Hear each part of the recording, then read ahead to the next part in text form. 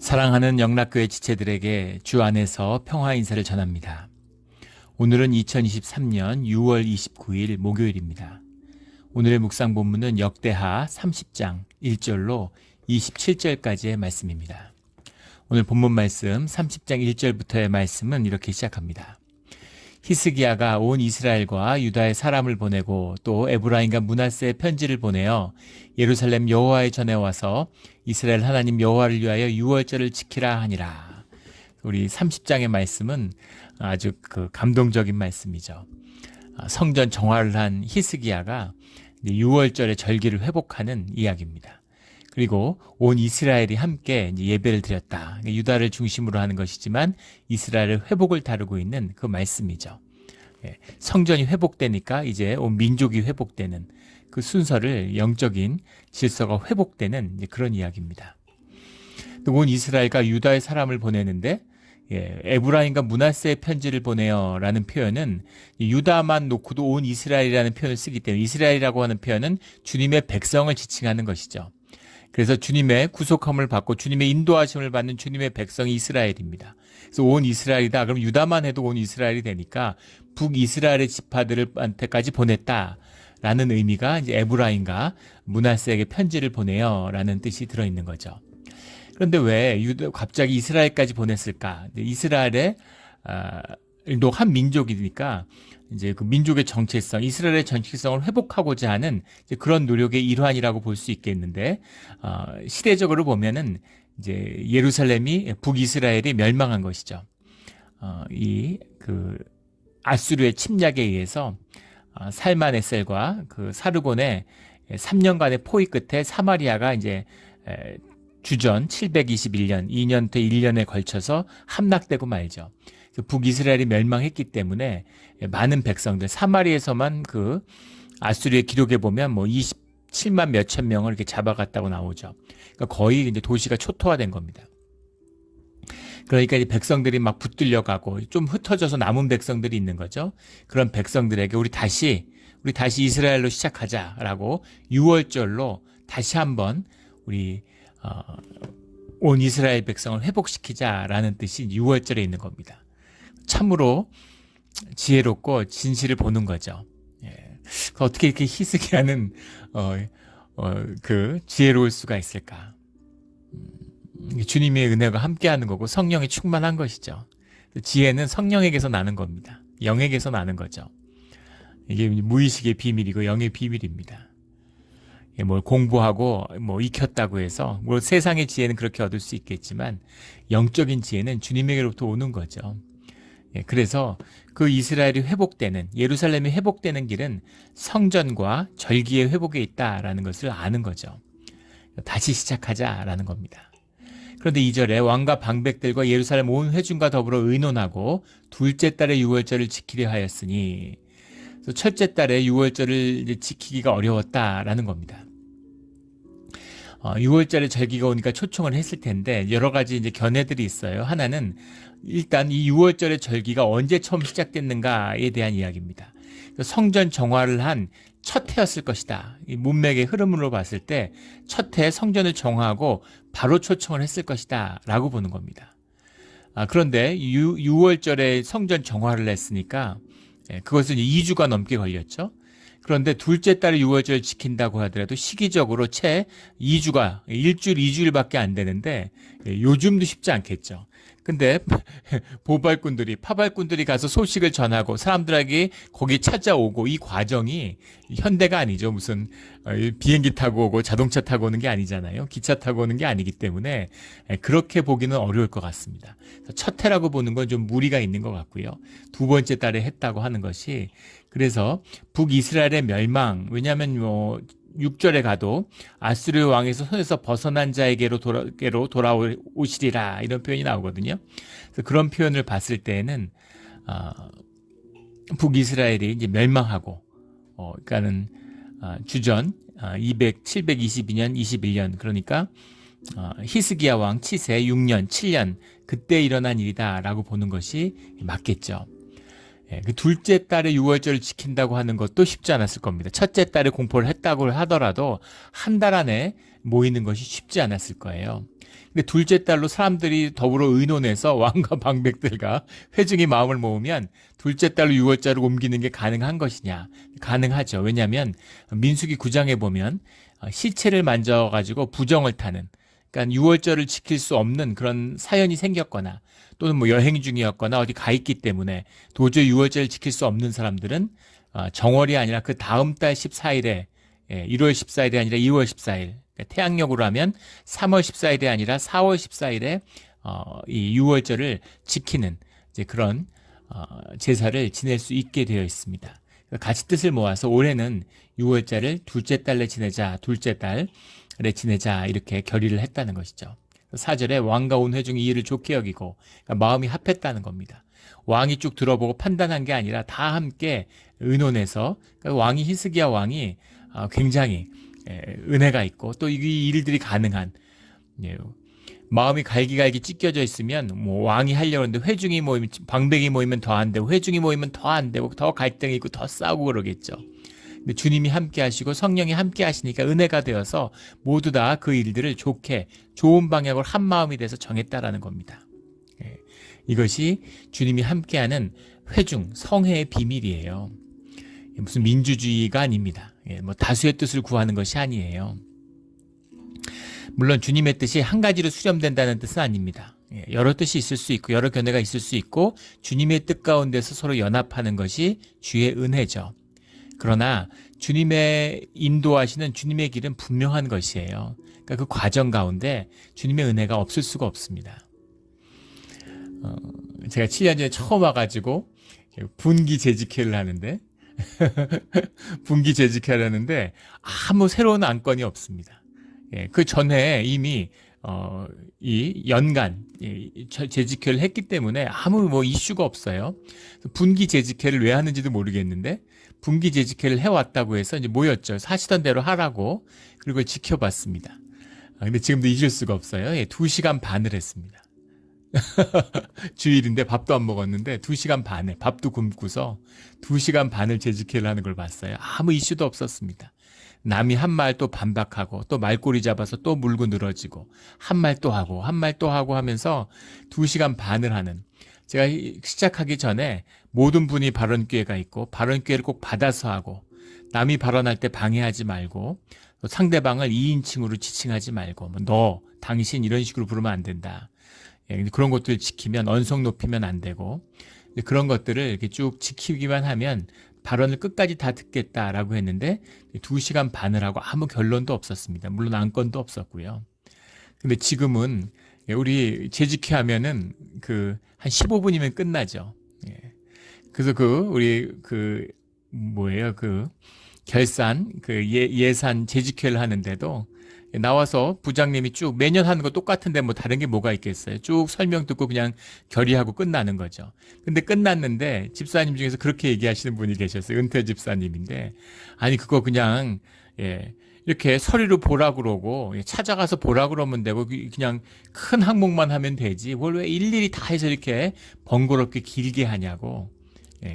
그게 무엇입니까? 신뢰가 생긴 거죠. 믿음이 있는 거예요. 다 이 예산위원들이 또 재정부에서 아무 문제 없이 잘 행하고 있다고 하는 그런 절대적인 신뢰가 있는 거죠. 그 신뢰가 내 의지에서 나오겠습니까? 인간은 의심하게 돼 있어요. 이게 뇌의 구조입니다. 그 믿음은 주님이 주시는 거죠. 그 신뢰는 주님 안에서 오는 겁니다. 그래서 주님의 뜻, 주님이 주시는 음성을 분별하는 자리지 무슨 내 생각, 내 의견을 갖고 다투는 자리가 아니에요. 그래서 이런 화목한 모든 사람이 하나가 돼서 주님의 뜻을 받았다라는 거죠. 그래서 그렇게 주님한테 한 마음이 되면 그 유월절을 한 달 전체적으로 옮기는 것이 무슨 문제가 있겠습니까? 근데 이게 사람의 뜻이 돼 보세요. 사생 결단하고 이것은 막 주님을 모욕하는 길이다 막 이러면서 절대 못 옮긴다. 왜 못 옮기느냐? 말씀을 옮길 수 있는데 이러고 싸우는 것이죠. 예전에 한 두 집사님이 그런 얘기를 하셨다는 얘기를 들었는데, 십수년 전에 우리 얘기는 아니고 이제 베이 지역의 이야기입니다. 싸우다가 교회가 두 동강이 났대요. 피아노를 단 위에 올리느냐 내리느냐를 가지고 분쟁이 나가서 갈등이 생기고 싸우다가 교회가 두 개로 쪼개졌는데 10여 년이 지나서 이제 그 장 보다가 우연히 만났는데 반가워가지고 서로 잘 지내냐고 인사하다가 근데 그때 왜 싸웠는지 누가 싸운 건 기억이 나는데 왜 싸웠는지도 기억이 나는데 누가 피아노를 올리자 그러고 누가 내리자 그랬는지가 기억이 안 나더래요. 예, 그래서 뭐에 씌운 것 같다 이렇게 얘기를 하시더라고요. 그게 이제 대적의 역사입니다. 늘 주님 안에서 온전한 마음으로 주님이 주시는 마음으로 하나 되는 우리 영락 공동체가 되기를 주의 이름으로 축원합니다. 그래서 5절에 부엘사바에서 단까지 온 이스라엘에게 공표하여 이건 온 이스라엘 표현하는 이런 표현이죠. 이때 이미 뭐 단 같은 경우는 완전히 아수르의 지배하에 들어가 있는 때이기 때문에 이스라엘의 권역은 아니었습니다. 하지만 부엘세바에서 단까지 하면 온 이스라엘을 의미하는 거죠. 여호와의 유월절을 지키라 하니 이는 기록된 규례대로 오랫동안 지키지 못하였음이더라. 오랫동안 유월절을 지키지 못했다는 게 무슨 의미인가? 오랫동안이라는 말이 라로브라는 말인데 이것을 르라는 말과 로브라는 로브라는 말이 뭐 great, 뭐 multitude 이런 뜻이죠. 그것을 르, 이 단어는 to 그래서 아주 오랫동안 시간적인 의미로 번역을 한 겁니다. 근데 이게 의미상으로 통하지 않아요. 예. 물론 북이스라엘은 유월절을 지키지 않았죠. 그렇게 보면 200년이니까 오랫동안이 많습니다. 하지만 유다는 지켜왔죠. 그래서 이것을 오랫동안 지키지 않았다. 물론 이 오랫동안이라는 게 아하스 시기에 16년 동안 지키지 않았기 때문에 그렇게 봐도 오랫동안이라는 뜻이 통할 수도 있습니다. 그러나 이 의미를 라 로브라는 말이 라 바브에서 왔다라고 하면 이제 many, much 이런 뜻이 있거든요. 그래서 기록한 규례대로 많은 사람들이 지키지 못했다라는 거죠. 원래는 온 이스라엘 백성이 다 와야 되는 거잖아요. 이스라엘이라면 절기를 지켜서 와야 되는 거죠.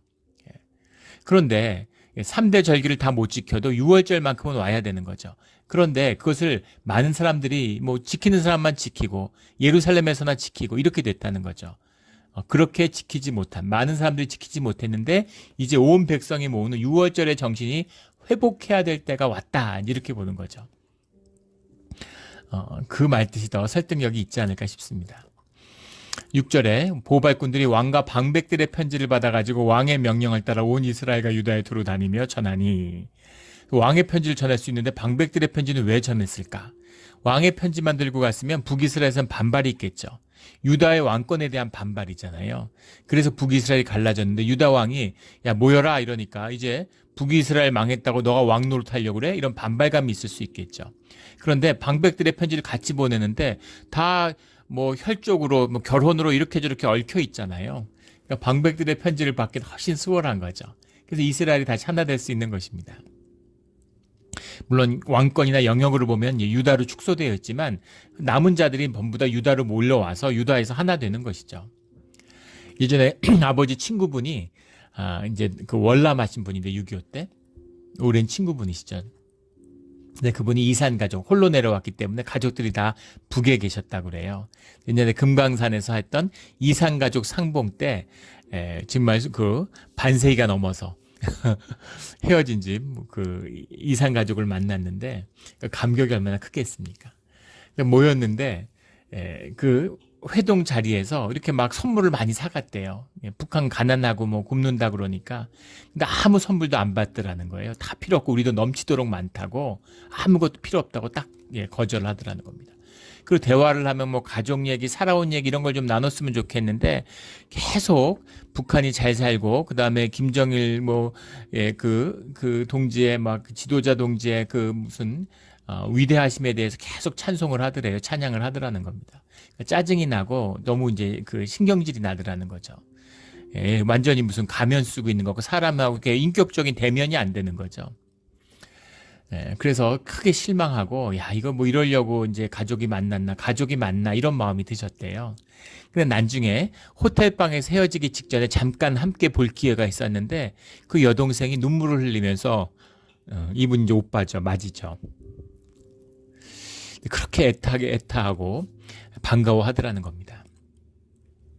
그러면서 그 같이 있는 만찬장에는 감시원들이 있고 다 듣기 때문에 그래서 진심을 얘기하지 못한다고. 그러니까 그 오빠가 이제 준비해간 금가락지 같은 거 하고 달러 같은 거 뭉치를 꺼내가지고 이거 가져가라고 주니까 어차피 가져가도 다 뺏긴다는 겁니다. 몸수색까지 해서 일일이 진짜 몸의 구석구석까지 다 이렇게 검사를 해가지고 전부 다 뺏는다는 거예요. 그래서 어차피 아까운 거 낭비하지 말고 괜히 뺏기니까 오빠 가져가라고 그러더래요. 그래서 그분이 그 만남을 하고 오시면서 통일은 하루아침에 되겠구나 이런 생각이 드셨다는 거예요. 오랜 세월 떨어져 있기 때문에 남 같고 뭐 이질감을 어떻게 뭐 회복할까. 근데 만나니까 이질감 하나도 없더라는 거죠. 이질감이 있는 것처럼 보이지만 가족으로 혈연으로 핏줄로 만나니까 가족으로 만나니까 하나잖아요. 그거죠 바로. 우리 그 탈북자 청년들 우리 교회 왔었지만 방문했지만 전혀 이질감이 없지 않습니까? 그런 거죠. 그런 겁니다. 그러니까 민족이니까 한 형제 자매니까 같이 될 수 있는 거죠. 그래서 왕과 방백들의 편지를 가지고 그걸 나누었다는 겁니다. 그래서 그가 너희 남은 자, 곧 아수르 왕의 손에서 벗어난 자에게로 돌아오시리라. 주님을 찾으면 이 유월절에 주님이 회복되면 너희들에게도 은혜가 함께하고 우리가 다시 하나님 안에서 하나 될 수 있다라는 걸 선포하는 거죠. 8절에 그런즉 너희 조상들과 같이 목을 곧게 하지 말고 그러니까 이제 주님께 돌이켜라라는 겁니다. 아하스 왕 같은 사람 보세요. 점점 어려워지고 힘들어지니까 점점 더 우상에 빠져들잖아요. 자존심이 있는데 집 나간 탕자인데 돼지 쥐염 열매를 맞는데 내가 죽으면 죽었지 자존심이 상해서 아버지한테는 안 돌아가. 가족들한테는 안 가. 그런 거죠. 그렇게 하지 말라는 겁니다. 은혜의 주님, 자비하신 주님께 돌아와라. 주님은 자비하신 분이다. 9절에 너희가 만일 여호와께 돌아오면 너희 형제들과 너희 자녀들을 사로잡은 자들에게서 자비를 입어 다시 이 땅으로 돌아오리라. 너희 형제 자매들이 아수르에 끌려갔지만 우리가 6월절로 주님 안에서 회복되면 그러면 다시 우리 잃었던 형제들을 되찾게 될 것이다. 주님만이 그 일을 하실 수 있다라는 겁니다. 그런데 10절에 보면 보발꾼이 에브라임과 므낫세 지방 각 성읍으로 두루 다녀서 스불론까지 이르렀으나 스불론까지 갔다는 건 단까지는 이미 이제 단 한 40km 밑에 있는 것이 스불론이라고 그러는데 단이나 그 위쪽으로는 이미 이제 이스라엘 백성이 없는 거죠. 다 붙들려 가고 완전히 아수르 지배하에 있기 때문에 스불론까지 가서 전했다는 겁니다. 그런데 사람들이 그들을 조롱하며 비웃었더라. 지금 와서 무슨 6월절을 지내? 나라가 지금 망했는데 예배를 드리면 나라가 회복된다고? 믿음이 없고 현상밖에 못 보니까. 현상밖에 못 본 본질의 역사를 보지 못하니까 조롱하고 비웃는 거죠. 유다도 퇴락하고 유다도 망하기 직전 같은데 너희들이 예배를 지나면 하나님 여호와가 나라를 회복시켜 주신다고? 그리고 조롱하고 비웃는다는 겁니다. 자기들 망해가지고 지금 노예된 백성이 됐는데 지금 조롱하고 비웃을 계제가 아니잖아요. 이것이 인간의 악한 마음이죠. 이게 대적이 주는 또 생각입니다. 6월절에 참여 안 해도 조롱하고 비웃을 게 뭐가 있겠어요. 그리고 어떻게 6월절을 이스라엘 사람이 비웃을 수가 있습니까? 못 드린다 하더라도. 근데 이런 악한 마음이 있다는 것이죠. 세상에 보십시오. 교회를 욕하는 사람들이 많아요. 교회하고 무슨 척졌다고 교회를 욕할 이유가 뭐가 있겠습니까? 근데 끊임없이 교회를 조롱하고 한국의 드라마 같은 거 한번 보십시오. 물론 한국의 교회가 타락하고 손가락질 받을 일들이 많이 있죠. 그러나 그런 것과 상관없이 끊임없이 신성과 종교성을 훼손하고 비난하고 조롱하는 그런 대중문화가 늘 존재합니다. 이런 거죠. 조롱하며 비웃는 그런 일들이 이거 영의 역사입니다. 그런 일들이 있더라는 겁니다. 그러나 11절에 아셀과 므낫세와 스불론 중에서 몇 사람이 스스로 겸손한 마음으로 예루살렘에 이르렀고 몇 사람이니까 몇 명 왔다는 얘기가 아니라 아나쉬임이라는 말이죠. 아나쉬임 많이 나오는 말이죠. 썸입니다. 썸. A few of가 아니고 썸이죠. 또 여러 사람들이 몇 사람이라고 하면 안 되고 여러 사람들. 그 중에 일부는 뭐 이렇게 해야 되겠죠. 겸손한 마음으로 예루살렘에 이르러서 회복되는 자들이 있었다라는 겁니다. 12절에 하나님의 손이 또한 유다 사람들을 감동시키사 그들에게 왕과 방백들이 여호와의 말씀대로 전한 명령을 한 마음으로 준행하게 하셨더라. 유다 사람들이 한 마음이 되어서 북이스라엘과 대적한 사람도 있었고 전쟁터에 나가서 목숨을 잃은 사람들도 있을 거고 또 아하스 왕 때 불과 선대왕 히스기야의 선대왕 때 북이스라엘이 유다를 침공해서 많은 사람들이 붙들려가고 또 죽은 사람들도 있었죠. 그러니까 그 유족들이 지금 살아 있을 거 아니겠어요? 지금 세월이 아직 최소 20여 년밖에 안 됐는데 그런 생존자들이 있는데 그 사람들의 한이 어떻겠습니까? 그 사람들의 한이 어떻겠어요? 그런 것이죠. 그러니까 이게 쉽지 않은 거죠. 그런데 하나님의 성령의 감동이 있으니까 모두 다 마음이 열려서 우리 6월절에서 이스라엘이 회복돼야 되겠다. 그런 마음이 됐다는 겁니다. 13절에 둘째 달의 백성이 무교절을 지키려 하여. 무교절과 6월절 엄밀히 말하면 정월 14일 15일에 지내는 것이 6월절이고 그 이후에 따라 붙는 것이 7일간의 무교절이죠. 무교병을 먹는. 근데 흔히 그냥 무교절 그래도 6월절과 무교절은 거의 하나가 돼서 6월절을 지킨다. 그 무교절까지 포함해서 일주일을 다 지칭하는 그런 의미로 쓰이는 겁니다. 무교절을 지켰다고 하거나 유교절을 6월절을 지켰다. 이게 다 같은 의미인 거죠.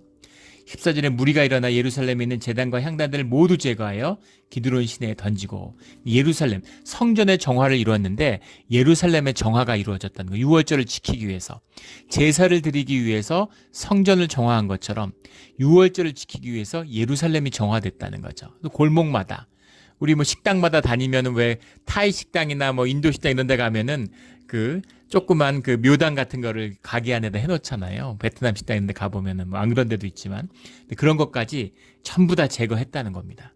그래서 예루살렘을 정화하는 그런 역사가 예루살렘 가운데 이루어졌다. 예루살렘의 회복이죠. 15절에 둘째 달 14째 날에 6월절 양을 잡으니 제사장과 레위 사람이 부끄러워하여 성결하게 하고.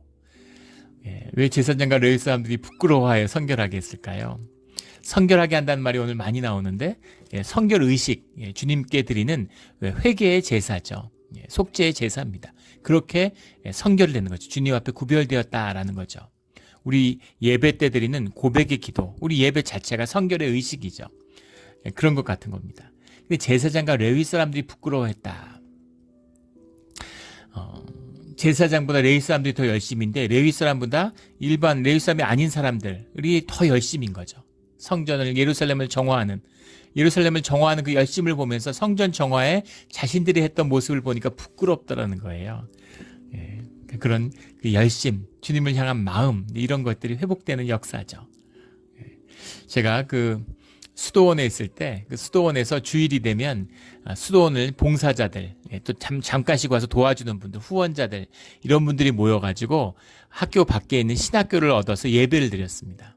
그러니까 사람들이 많이 찾아오셨어요. 그래서 굉장히 규모가 큰 그런 예배였습니다. 그런데 거기 봉사자들이 있는데 그 봉사자들 중에서 양평에서 이제 수도원이 양평에 있었으니까 그 양평에 있는 신학교에서 예배를 드리는데 인천에 사시는 분들이 이제 구역이죠. 인천에 있는 구역에 있는 분들이 오셔가지고 구역 모임이 있지는 않았는데 이제 그 지역에 있는 분들인 거죠. 이렇게 오시는데 예배가 11시에 드리는데 보통 한 10시쯤 되면 교회 도착하잖아요. 준비하려고. 저희들은 이제 사역자들이니까. 근데 그 봉사자 분들이 8시, 9시에 와서 막 7시 이렇게 와가지고 그 청소를 다 하고 물 청소하고 다 닦고 그 주중에 비어있던 방학 때니까 그 먼지 앉고 이러니까 그거를 물걸레질을 해서 깨끗하게 다 닦고 바닥도 다 청소를 하는 거예요. 매주 그렇게 하시는 겁니다. 부끄럽죠. 어떻게 저렇게 열심히 있을까? 어떻게 저렇게 성심을 다해서 교회를 섬길까? 이런 거죠. 우리 교회 코로나 때 이제 그 셧다운 되어 있을 때에도 가끔씩 교회에 이제 오는 거죠. 주중에 한 번씩 교회 오면은 교회에 와서 청소하고 가고 잡초 뽑고 가고 이런 분들이 계세요. 그러면은 그런 모습들을 보면 부끄럽죠. 야, 이렇게 열심을 다하고 교회를 섬기는 마음들이 계시구나. 이런 겁니다. 제사장과 레위 사람들이 그런 이 이스라엘 사람들의 열심을 보면서 부끄러워했다는 겁니다. 우리 이런 부흥을 보는 우리 시대에 이런 부흥을 한번 보는 그런 일이 있기를 간절히 소원하고 보는 우리들 증인이 되기를 주의 이름으로 축원합니다. 이게 주님의 역사인 거죠. 17절에 모든 부정한 사람을 위하여 6월절 양을 잡아 그들로 여호와 앞에서 성결하게 하였으나 민수기 9장에 나오는 성결 의식을 했다는 것이죠. 그런데 18절에 에브라임과 므낫사와 이사갈과 수불론의 많은 무리는 자기들을 깨끗하게 하지 아니하고 유월절 양을 먹어 기록한 규례를 어긴지라. 그러니까 성결의식을 했다고 사람이 성결해집니까? 그런데 성결의식을 하지 못했던 200년 동안이나 단절돼 있다가 이제 다시 유월절 한다는 이야기를 듣고서 찾아왔는데, 그러니까 이 성결 예식을 지내지 못한 거죠. 그럼 번제를 주님께 드리지 못했던 겁니다. 그러자 히스기야가 그들을 위하여 기도하여 이르되 선하신 여호와여 사하옵소서. 그들을 사하게 해달라고 하는 주님께 기도를 드렸는데, 그 19절에 결심하고 하나님 곧 그의 조상들의 하나님 여호와를 구하는 사람 누구든지 비록 성소의 결례대로 스스로 깨끗하게 못하였을지라도 사하옵소서 하였더니, 성소의 규례대로 정결의식을 하고 성결한 예법에 따라서 나오지 못했다 하더라도 사하여 주시옵소서 하는 기도를 들었는데, 20절에 여호와께서 히스기야의 기도를 들으시고 백성을 고치셨더라. 그래서 주님이 사해 주셨다는 거죠. 근데 앞에는 사한다고 돼 있고 성결하게 한다고 돼 있는데 고치셨더라라는 표현을 쓰고 있다는 거예요. 20절에 바이 이르파라는 말이죠. 바이 이르파라는 말인데, 이 이르파라는 말 원형이 라파죠. 우리 여호와 라파라고 쓰는 치유하시는 하나님, 고치신다. 근데 이건 육체의 질병을 고칠 때 쓰는 말이에요. 그래서 우리 미드라시 이런 이제 유대인들의 주석서에 보면 결례대로 하지 않고 6월절에 음식을 먹었기 때문에 사람들이 다 병이 났는데 기도를 하니까, 그러니까 하나님이 그 아픈 걸 고쳐주셨다, 이렇게 주석을 달고 있습니다. 그랬을 수도 있겠지만 성경 자체의 기록은 아니죠. 또 이 고치셨다라는 게 그 심령을 고치고 심령을 회복시키셨다라는 의미일 수도 있겠습니다. 육체의 할례를 받아서 이스라엘이 아니라 마음의 할례를 받아야 이스라엘이다, 이렇게 사도 바울이 이야기하고 있죠. 그것처럼 이 기도로 사함을 받는다는 게 유대인의 상식에서는 있을 수 없는 거잖아요. 이것도 있을 수 없는 일이죠. 그러나 이 성령이 감동하고 충만하고 본질의 역사가 회복되니까, 그러니까 옷은 중요하지 않은 거예요. 티셔츠 입고 코트 입고 어때? 뻘거벗고 오면 안 되니까 옷을 다 입고 와, 이런 거죠. 그러니까 은혜대로 다 이게 됐다는 겁니다. 어떻게 티셔츠를 입고 예배와, 어떻게 반바지 슬립박스 입고 예배와, 이럴 수 있잖아요. 근데 다들 그 상황과 마음과 지금 그런 모든 것들이 마음이 품어지는 한 마음이 되는 주님의 은혜가 풍성하고 아주 따뜻하고, 그런 은혜가 충만한, 잔잔하지만 충만한 은혜가 함께했다라는 걸 보여주고 있는 거죠. 사함이 임했다. 이것만 봐도 뒤에 바리새인들의 어리석음 같은 게 보이는 거예요. 종교인들의 그 거짓됨이 보이는 겁니다. 주님의 본질, 예배가 주님의 은혜 안에서 드려지면 어떻게 드리는 게 중요하지 않아요. 물론 정성을 다해서 드리는 것이 중요한 것이죠. 마음을 다해서 드리는 것이 중요한 것이죠. 우리 예전에 한 집사님 부부인데, 새 옷을 사면 안 입고 놔뒀다가 항상 주일날 처음 입는다고 주님 앞에 내가 예쁜 옷, 제일 좋은 옷을 입고 주님 앞에 나가야지, 그런 마음입니다. 근데 그건 어디서 온 거예요? 그거 중요하지 않죠? 그 마음이죠. 주님께 아주 가장 좋은 모습으로 다가가고 싶은. 근데 그 율법화되면 주일마다 새 옷을 입고 와야 된다, 1년에 52벌의 정장이 있어야 된다, 이렇게 가는 거죠. 본질의 회복, 본질의 역사. 주인이 주님이시고 주님이 받으시고 주님이 고치시면, 근데 그런 주님께 의지하고 진실한 마음으로 기도하니까 주님이 응답하셨다는 겁니다.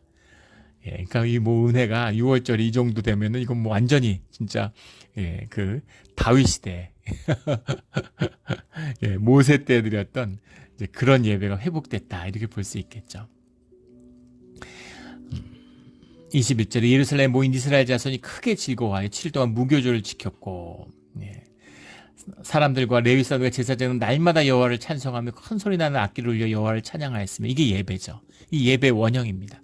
하나된 마음으로 주님 앞에서 기뻐하고 즐거워하고 주님을 찬양하는 것, 이게 예배예요. 예배가 회복됐다는 거죠. 예배를 주님께 드렸다는 겁니다. 주님이 예배의 주관자시고 주님이 예배를 받으시지만 또 예배를 인도하시는 분인 거죠.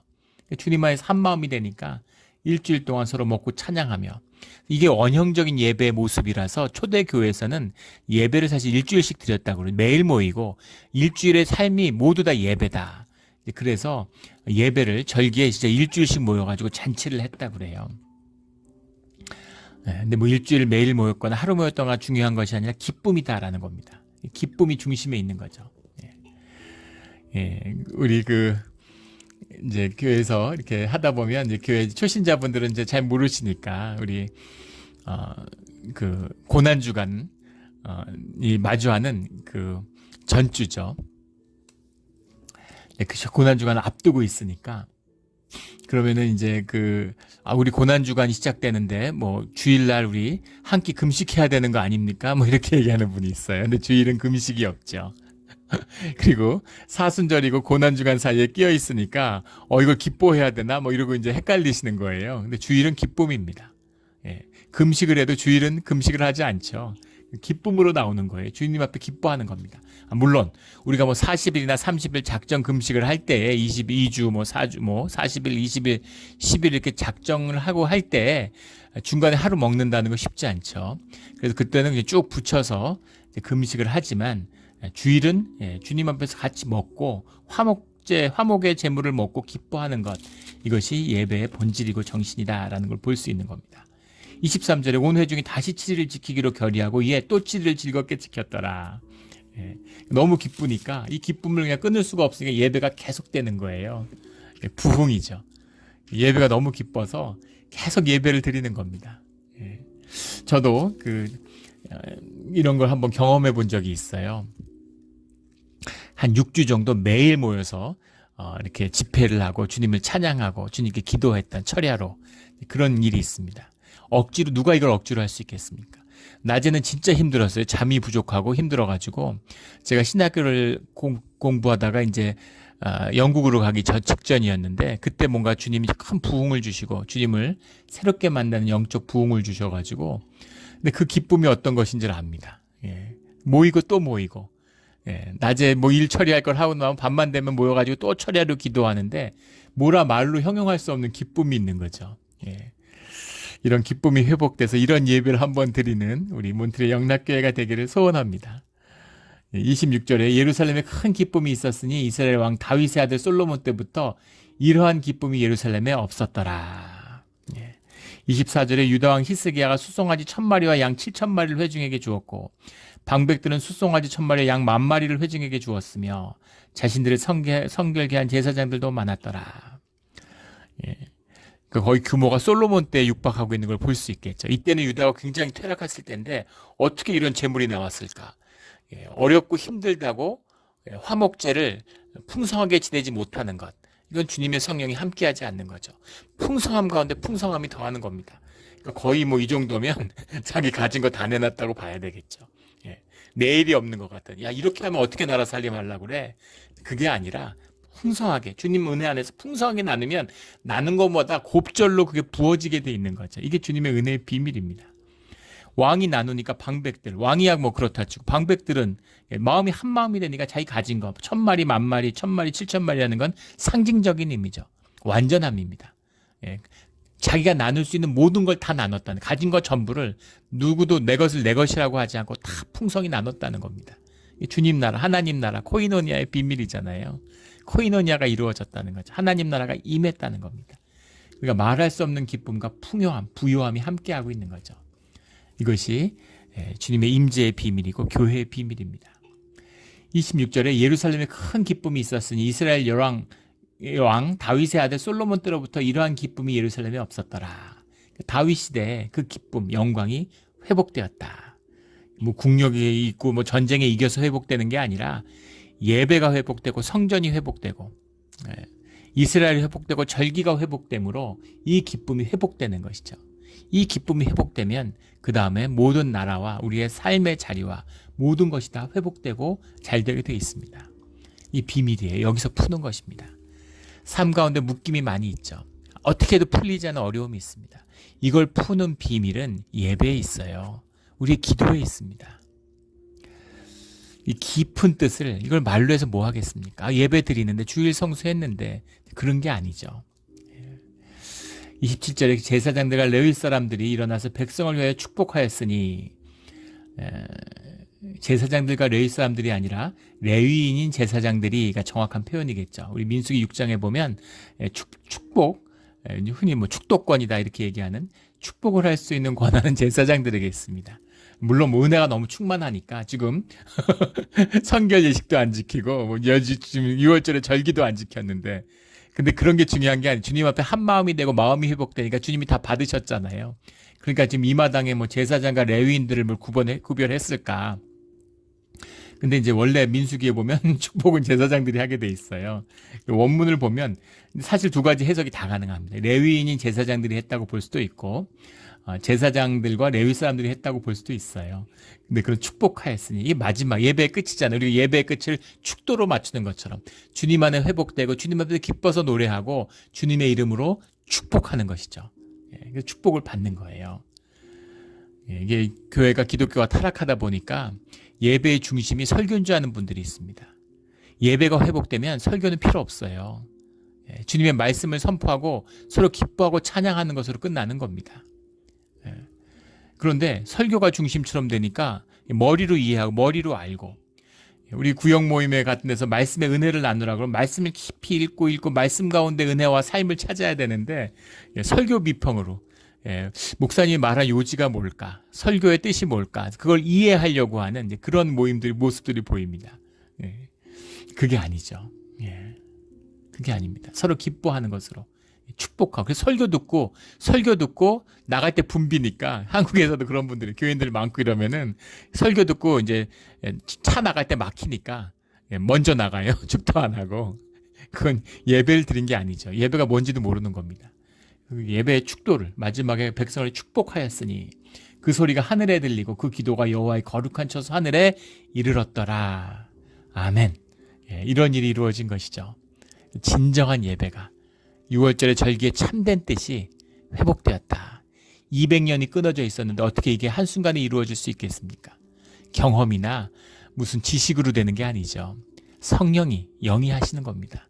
그래서 이 영이 왜 우리한테 임하지 않을까? 우리가 죄가 있고 우리가 부족하지만 그래도 주님 은혜로 좀 그런 이걸 부어주시지. 이런 은혜의 영을, 예배의 영을 좀 부어주시지. 주님이 부어주시리라 믿습니다. 우리 이번 주일부터 우리 찬양팀들이 찬양 시작하는데 주님께 마음과 정성을 다해 찬양하는 것이죠. 찬양할 이유가 있어서 감사의 제목이 떠올라서가 아니라 이 성령이 회복되면 우리가 감사한 일들이 생겨나는 거예요. 영입니다. 모든 거예요.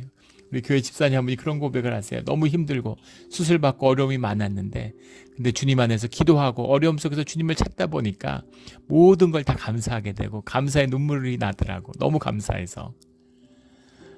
이것을 말로 해서 무슨 이거 교리도 아니고 이걸 뭘 어떻게 알겠어요. 맛을 본 자만이 아는 것입니다.